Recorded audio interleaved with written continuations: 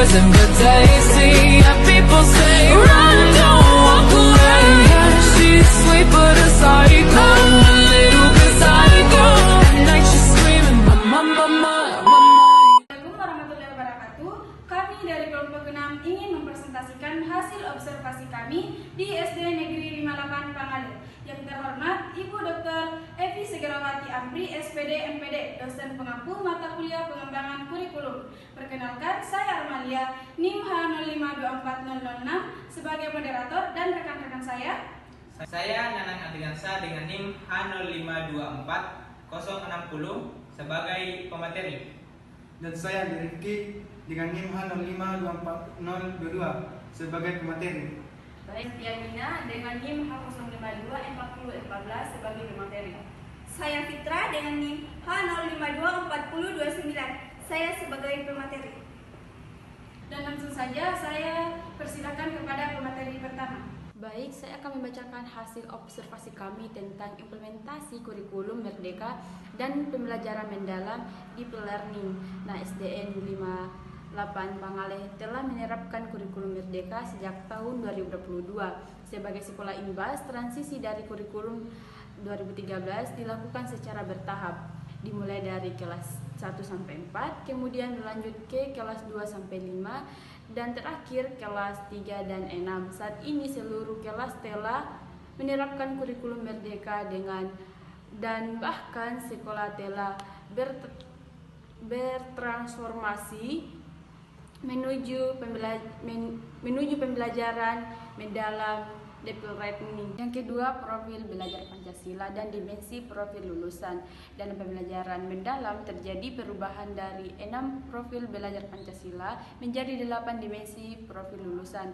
Perubahan ini meliputi gotong royong diganti menjadi kolaborasi dan berkebinekaan global diganti menjadi kewargaan. Meskipun terjadi perubahan istilah, esensi nilai-nilai tetap dipertahankan. Yang ketiga adalah proyek penguatan profil belajar Pancasila.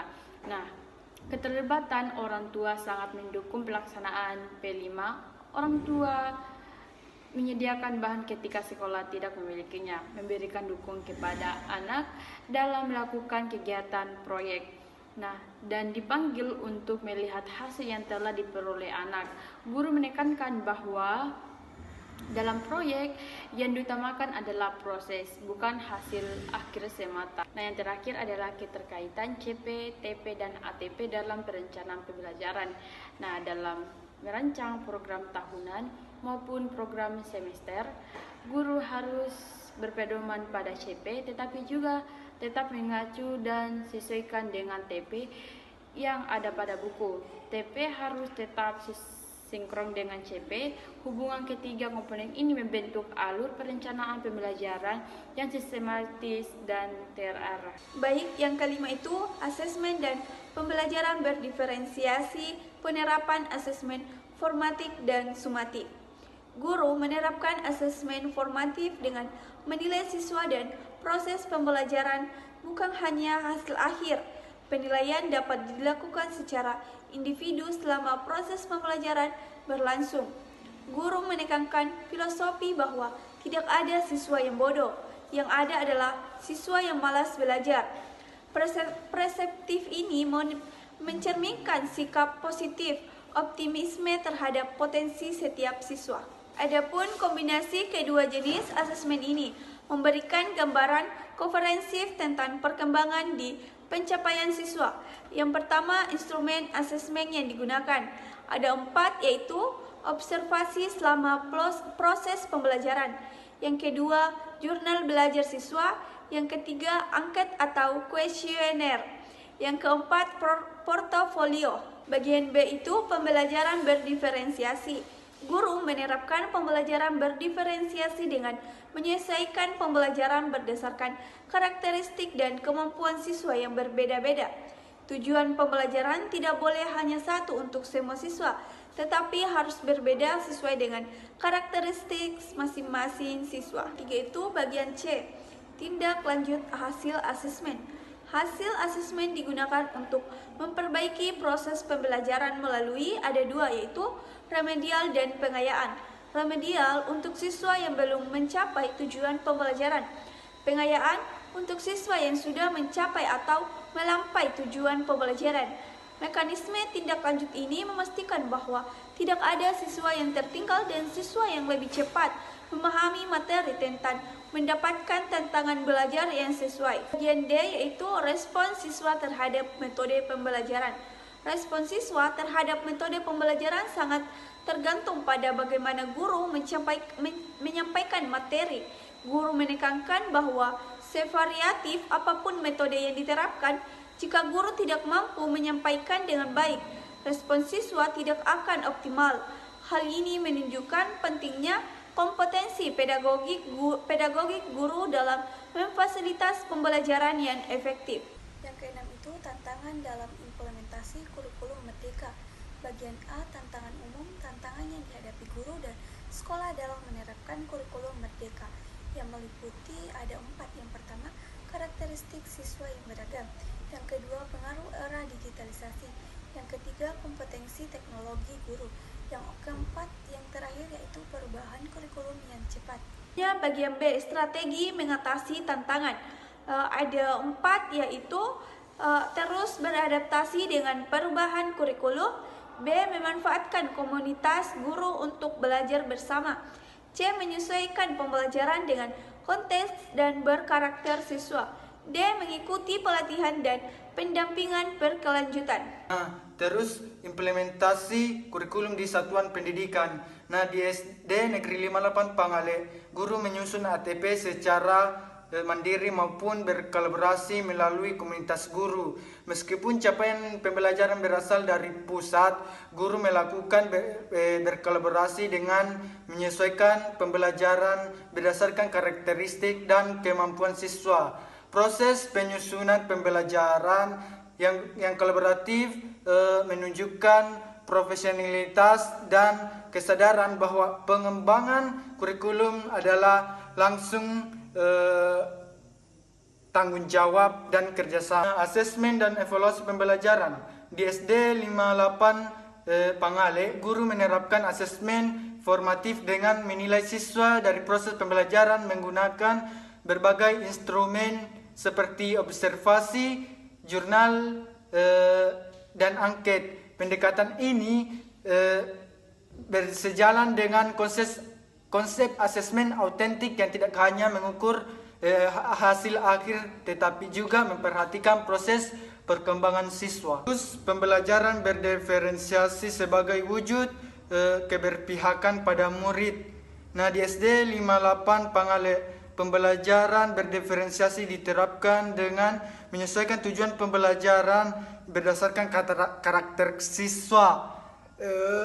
Guru menekankan bahwa tujuan tidak boleh hanya satu untuk semua siswa, tetapi harus berbeda sesuai dengan kemampuan masing-masing yang dimiliki siswa. Hal ini merupakan implementasi yang nyata dari prinsip individualis dalam pembelajaran.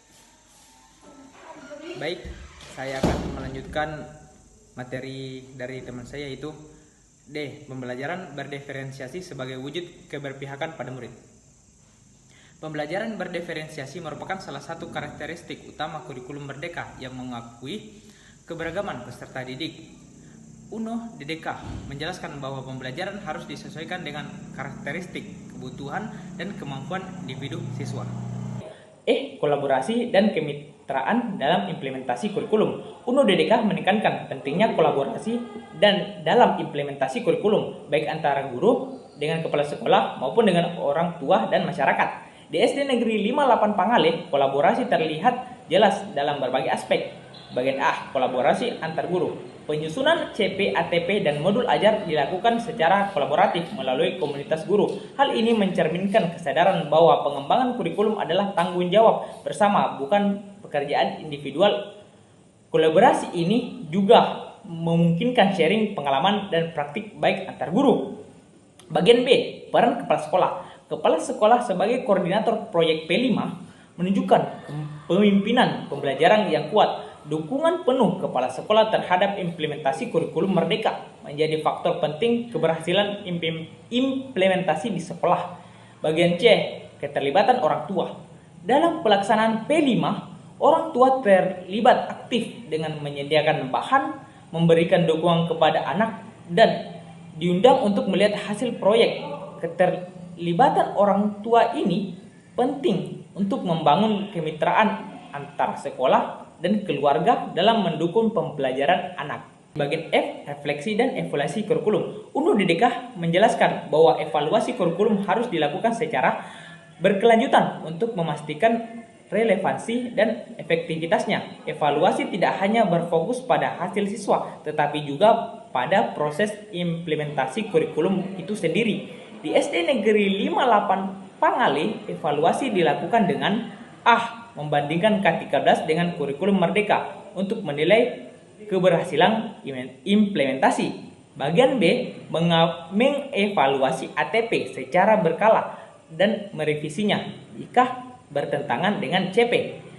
Bagian C. Melakukan asesmen formatif dan sumatif untuk memantau perkembangan siswa. D. Memberikan tindak lanjut berubah remedial dan pengayaan berdasarkan hasil asesmen. Berdasarkan hasil observasi kami, dapat disimpulkan implementasi kurikulum Merdeka di SD Negeri 58 Pangale telah berjalan adaptif, kontekstual, dan sesuai prinsip pedagogik modern.